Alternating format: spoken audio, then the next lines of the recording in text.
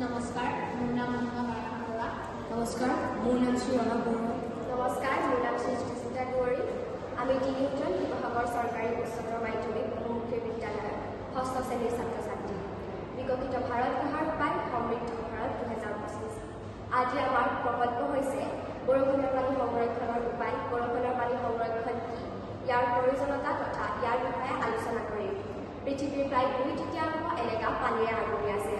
সাগৰ মহাসাগৰৰ বিশাল জলভাগ লুণীয়া পানীৰ বাবে আমি সেই পানী ব্যৱহাৰ কৰিব নোৱাৰোঁ, কিন্তু সমগ্ৰ পৃথিৱীত নিৰ্মল পানীৰ পৰিমাণ অতি কম। সেইবাবে আমি নিৰ্মল পানী অপচয় কৰিব নালাগে। জনসংখ্যাৰ বৃদ্ধিৰ লগে লগে পানীৰ ব্যৱহাৰ বাঢ়িবলৈ ধৰিছে।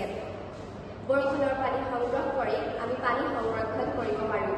বৰষুণৰ পানী সংৰক্ষণৰ অৰ্থ হ'ল বৰষুণৰ পানী ধৰা, বৰষুণৰ পানী গোটোৱা আৰু ভৱিষ্যতৰ বাবে ব্যৱহাৰ কৰা পদ্ধতি।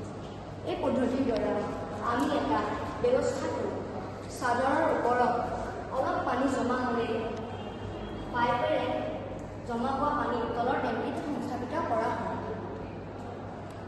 সংস্থাপিত কৰা টেংকিটোৰ লগত পাইপ সংযোগ কৰি এই পানী গছ-গছনি দিয়া, কাপোৰ ধোৱা, গাড়ী মটৰ ধোৱাৰ উপৰিও